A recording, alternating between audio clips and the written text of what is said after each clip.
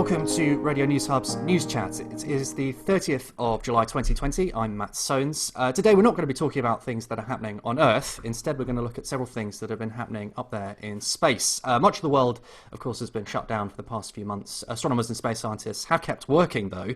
Over the past few weeks, 2 new missions have blasted off from the Earth towards one of our nearest neighbours in space, Mars. The missions were launched by China and the United Arab Emirates. And today, and this very much depends on the weather in Florida, those spacecraft will be joined by a third mission, Mars Perseverance, which is a new rover. It's about the size of a small car.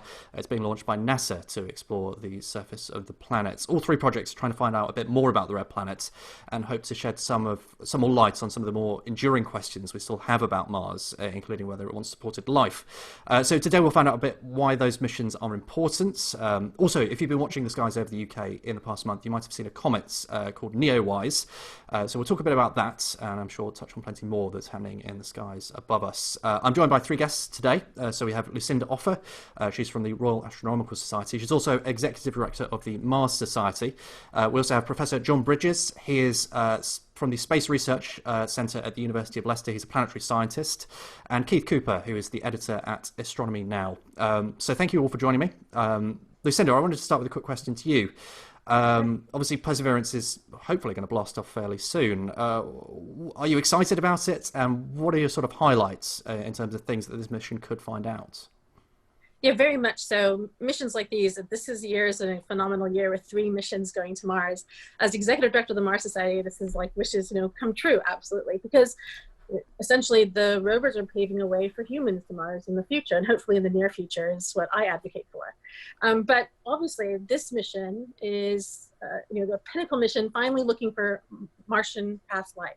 So ancient microbial life in Jezero Crater, which is a really fantastic geological spot for this, because looking at some of the data from the Mars Reconnaissance Orbiter, it's rich in minerals, so possibly this is where microbial life might be found, because they're going to take some samples in this area and also the Delta area. So it's really exciting for that. Other things, just the amazing technology that's on this rover, 3D cameras, autonomous roving, helicopter, those things are so exciting and so inspiring for kids and kids who are going to be future engineers and space scientists. This is stuff that hasn't really been to Mars before, especially the helicopter and the 3D camera. It's brand new technology. It's stuff that will give us an insight that we haven't really seen before into the planet. Yeah, any time you're going to do a mission, right, you're going to take absolute opportunity of any sort of experimentation that you can do. So being able to test whether we can have take some flight in the atmosphere of Mars, it's much different pressure than it is here on Earth. So can something fly? And obviously this is doing some quick jumps and it's also kind of like a drone. So again, it's a test. It was kind of an addition to the rover. So it's really excellent that they were able to put it on in time and engineer it for landing and everything. And so it's just a phenomenal opportunity. John, I wanted to ask you a bit about the landing site, because they've chosen this crater, as Lucinda said. Why is this so exciting, and why is this different from maybe other landing sites that have been chosen in the past on the Red Planet? Well, Jezero Crater combines quite a lot of different features. It's got an ancient delta. You could say we've seen that before in our work at Gale Crater, but the mineralogy has important differences. So, for instance, we know from the infrared signature of Jezero that there is carbonate in substantial abundances. And carbonate is what happens when the atmosphere, carbon dioxide, dissolves in water. So we're going to get this important new feature for this grand sample return endeavour over the next 20 years. We hope to sample carbonate, which is in effect is trapped ancient atmosphere, and how that atmosphere has interacted with water and the Mars crust. So it'll be quite different from Gale Crater, and that is giving us a different sort of a window into the past ancient climate on Mars.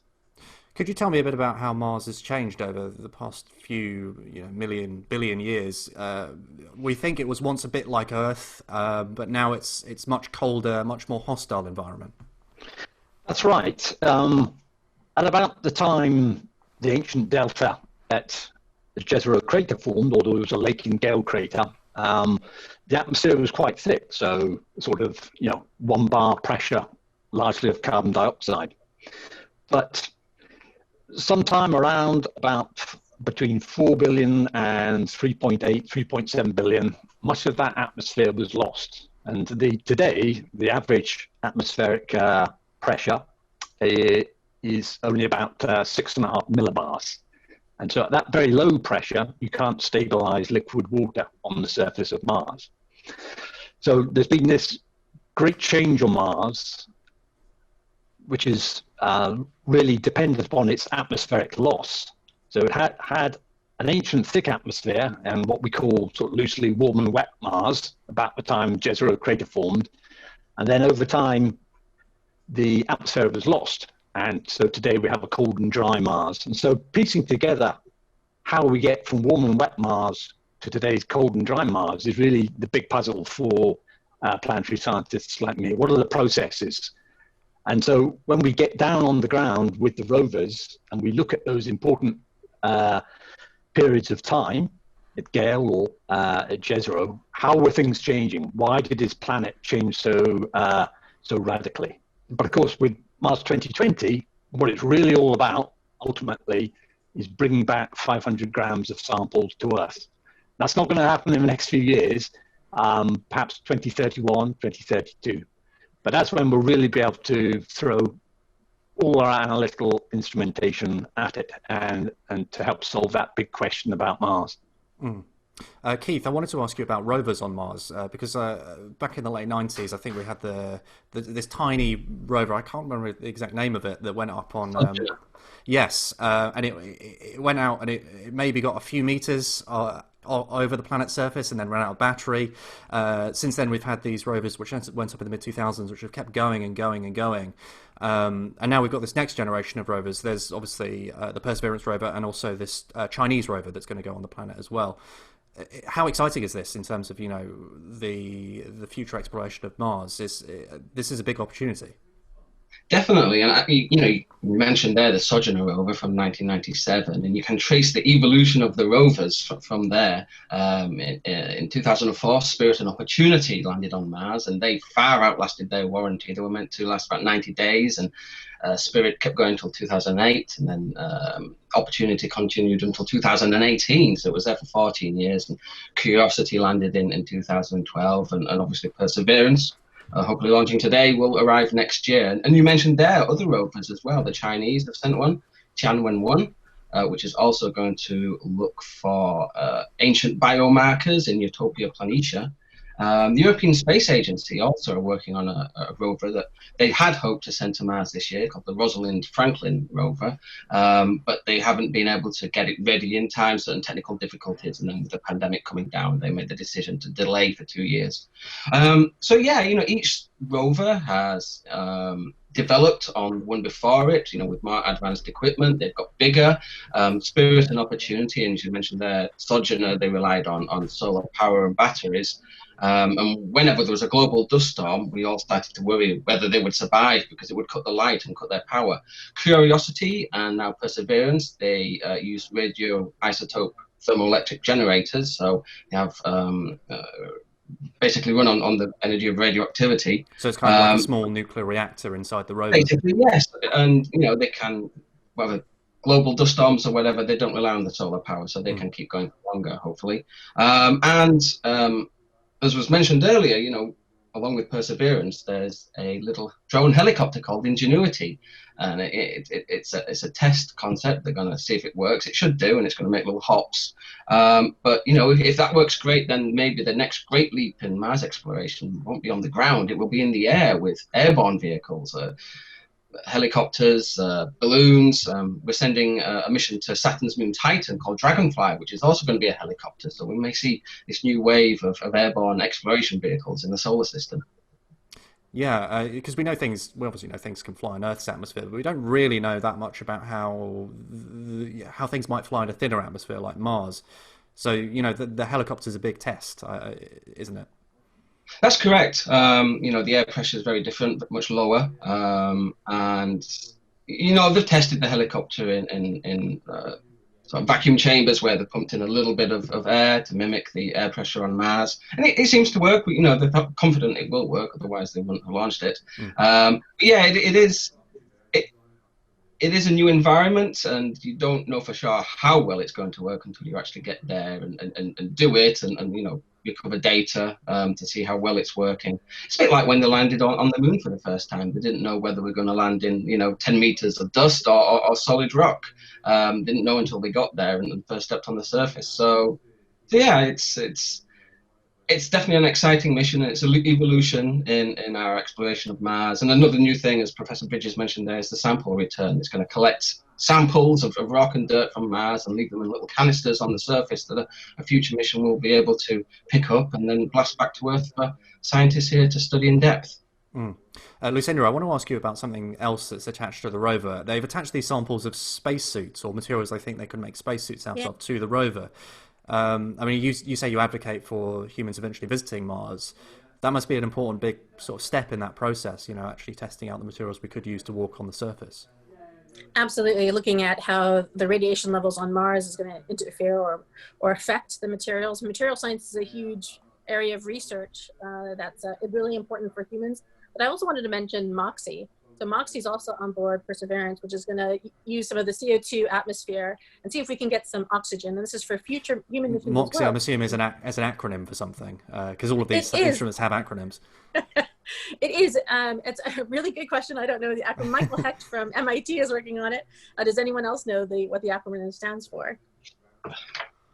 No, we're all looking it up. I think we've tested. It's a good question.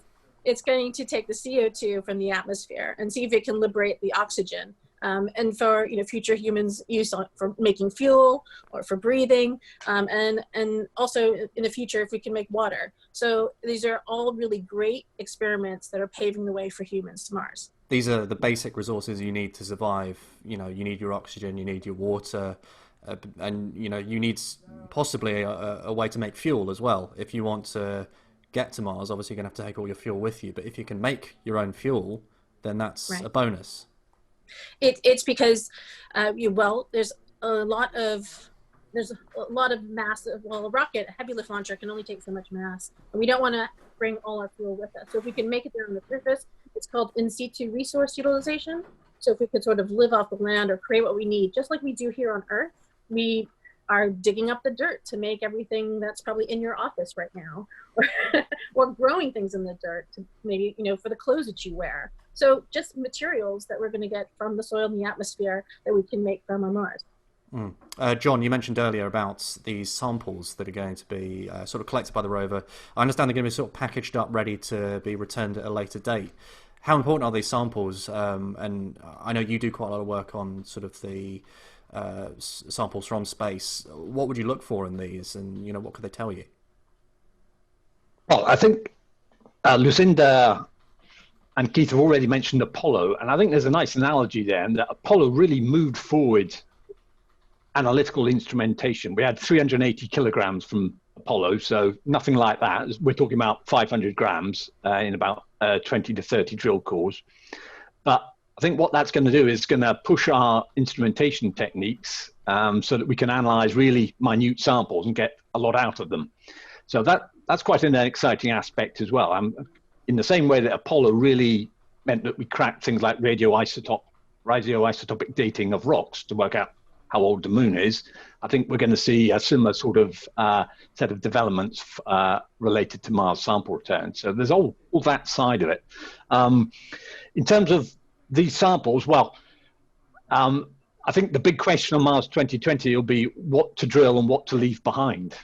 So clearly we're landing on a delta, so we'll want fine-grained sediments because that can have gathered organics and perhaps traces of life from a wide ancient catchment. That's an ancient river is essentially what you're looking at, the sort of ancient riverbed on Mars.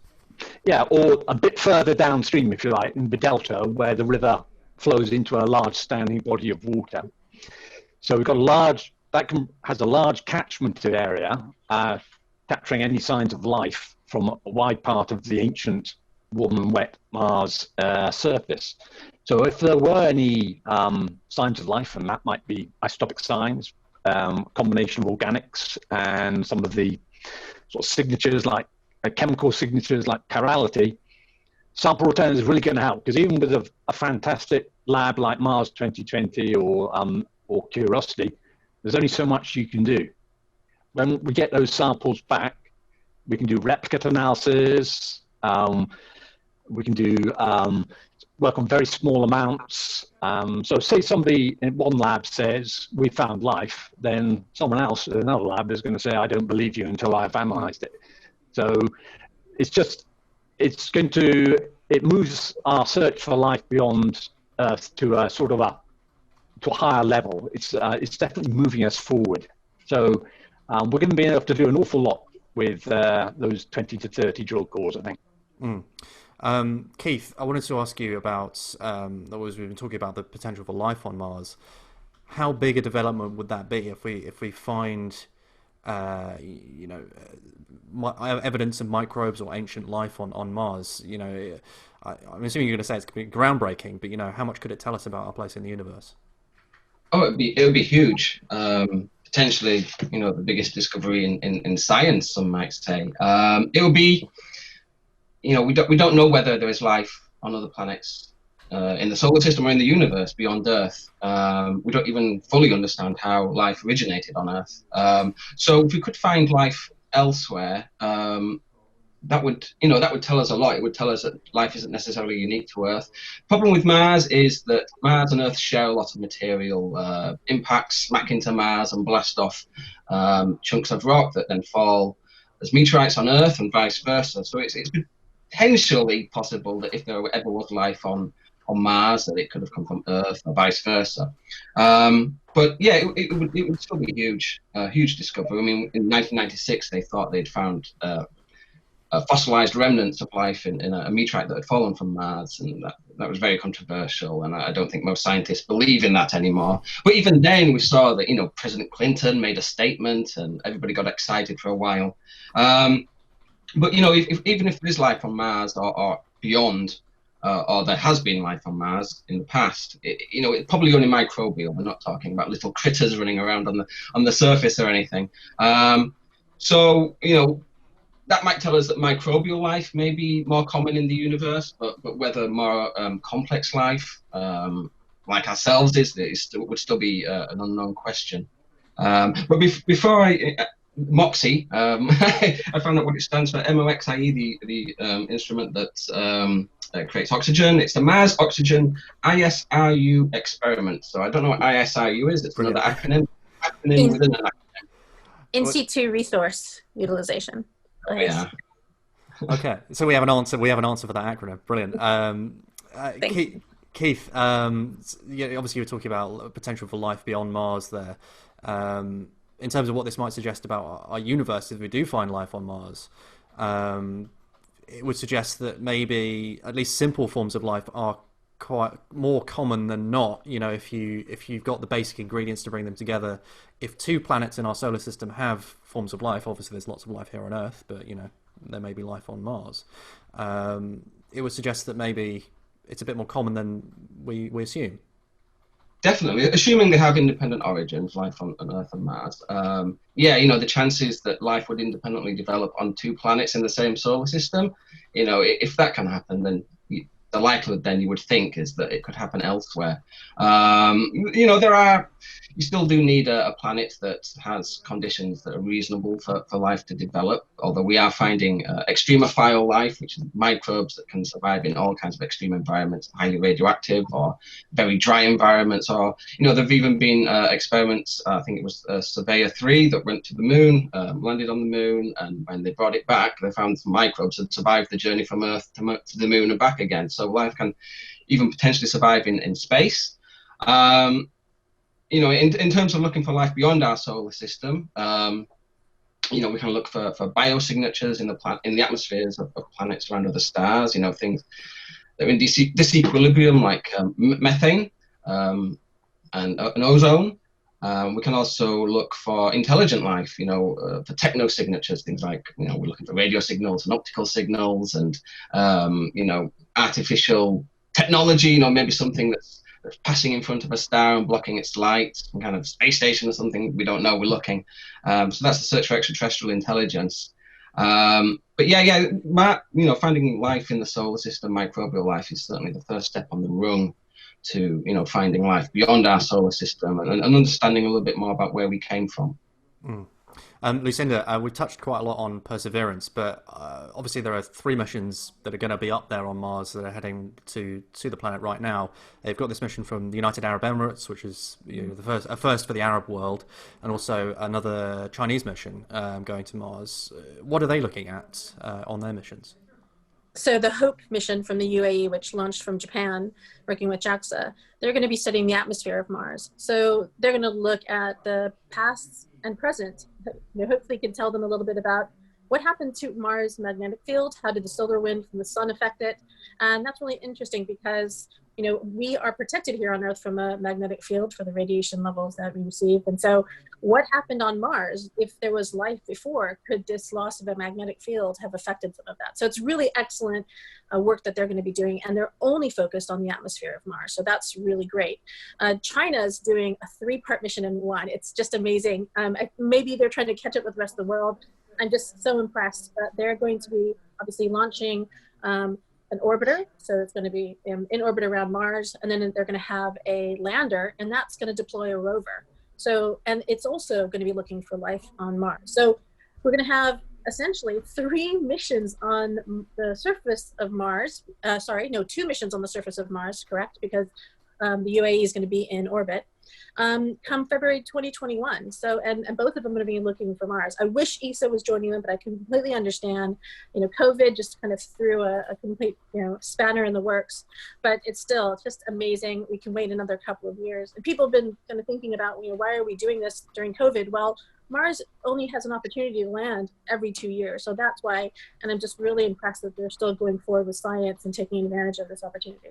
So essentially the planet has to be in the right place for you to go there. Yeah, for a certain, because these are 6 to 8 mission, to get to Mars during this time. Otherwise, it could be a longer time to get there. So this is kind of the shortest launch time. You mentioned there the UAE working with Japan to launch their mission, and I'm sure there's been a lot of international collaboration on the Perseverance rover. Is it encouraging that all this collaboration is still going on? We live in quite a divided world, and there's not that many good headlines out there in terms of cooperation, but in space it seems that we do still get along somewhat. Well, very, very much so. I think this is hopefully the future forward look at how we're going to do, because we can't do it alone. I'm really just happy that there is an international collaboration, because India's been really interested in going to Mars. Their first launch to Mars was a success in orbit of Mars. So, China's previous missions to the moons have been very successful. So I think I really have high hopes for these missions to be very successful, all 3 of them, to be honest. But I am looking forward to more international collaboration and a push towards Mars, but also like the other speakers mentioned, Titan, Enceladus, other moons around other planets in our solar system would be exciting as well. As an executive director of the Mars Society, we're an international organization. I start chapters all over the world. And we do, Mars analog research for over 2 decades now. And we were originating from who've become NASA planetary scientists. And I was very honored to work with Dr. Chris McKay at NASA Ames and the Intelligent Robotics Group, actually working on rover technology and PanCam, GigaCam actually, and also working with humans simulating, working in the field in a Mars simulation, much like the Apollo astronauts did to learn geology. In the field, they simulated using the tools that they were going to use to pick up the rocks on the moon. So very important research that we've been doing. And we have people from all over the world who take part of this. John, we sort of touched on it already in terms of the importance of planetary science now. Why would you say it's important? There is so many other things going on in the world right now. We're in the middle of this massive crisis. Why is it important that we still, persevere with these efforts to find out more about the universe and about, some of our nearest neighbours? Well, I think Mars Sample Return and starting with Mars 2020 is a great international endeavour, as we've heard. And I look back to the first sort of space science I recall clearly, which I just recall Apollo 17. But the clearest one for me is actually Skylab, which was a Russia USSR NASA collaboration. So even at the height of the Cold War, there could be this effective collaboration. And so I think on balance, it's a good thing to keep open these challenges. And I think scientists will be some of the key people in sometimes in tricky international relations, keeping some effective links between different competing countries going. So I think there is that aspect of space science. I think there will be an enormous internet focus on Mars 2020 today, and particularly again during landing. And they really are unique events. I remember there were millions of hits during the landing of the Curiosity rover when we were at JPL. So it's really something that can bring people together. And there aren't too many things in the world at the moment like that. So I think there is that positive aspect of it. Keith, we've got a few minutes left. I wanted to ask you about the comet NEOWISE, because this is something we've been able to see in our skies over the past month or so. It's gradually disappearing. I think there may be a last chance to see it. Maybe you could fill me on that. You look doubtful. But how exciting has that been to see in our skies? It was great, actually. There've been a couple of comets this year that have been much heralded as being the next great comet, and they kind of fizzled out. But yeah, it's not often we get a really good comet. It's not the best one I've ever seen. I think Hyakutake and Hale-Bopp in the 1990s will take that trophy. But yeah, I managed to see it sort of mid-July in the evening sky, fuzzy kind of blob with this tail, with just with the naked eye and from a town. So that that's quite remarkable when you do see it. It is fading now. It's still technically visible to the naked eye, but with it being so low down and the sun never really properly sort of sets, and we never get true darkness at this time of year, it does make it more difficult to see. Can certainly still follow it with a telescope, or people are still taking images of it. But yeah, so this is a comet that's coming from the far reaches of the solar system, from what we call the Oort cloud, which extends maybe up to a light year away from the sun, and it's full of trillions of these icy bodies, and every now and then they get their orbits get a little bit perturbed and they start to fall in towards the sun, and as they near the sun they warm from the sun's heat, and this causes pockets of gas to outburst, and that's where you get the tail of dust and the blue ion tail as it swoops around the sun. And comet NEOWISE, so its proper name is F3 2020 NEOWISE, because NEOWISE is a NASA mission. It's the Wide Field Infrared Survey Explorer. Yeah, it might be an acronym. Yeah, and then so about 5-6 years ago, it changed its mission a little bit to look for near-Earth objects, these asteroids and comets that could come near Earth and potentially threaten us. So that's where the acronym NEOWISE comes from. So yeah, so the comet passed near the sun sort of first half of July. It's moving sort of towards Earth roughly. It's not going to hit us or anything, don't worry. And then it's going to go back out into the Oort cloud, and we won't see it again for a few more 1,000 years. If you haven't seen it yet, it is a little bit dim now. But if you do have a telescope or binoculars and can manage to find it after sunset, then yeah, take a look, because it is spectacular. I don't know if any of the other guests have managed to see it as well. I've seen pictures. Someone took a picture of last night, I believe. So it is fading. It's farther away. It's in the northwest sky. You can see it about 11:30 p.m., but it's leaving our solar system. So it's getting farther and further away, and it won't be back for another, I think, 68 centuries. So yeah, he's absolutely right. Almost 7,000 years.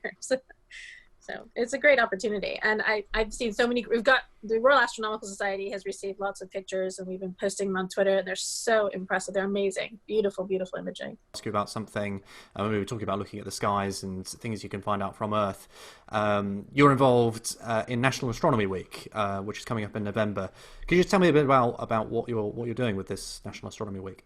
Yeah, so I'm the chair of the National Astronomy Week for the UK, and we've been planning this for over a year now. Of course, things got a little difficult when COVID came in, and we decided to push forward with that. So we're going to take it all online, virtual. From the 14th to 22nd of November, we're going to have different themes about Mars every day, including science fiction, mythology of Mars, humans on Mars, of course, life on Mars. So we are lining up lots of headliner speakers.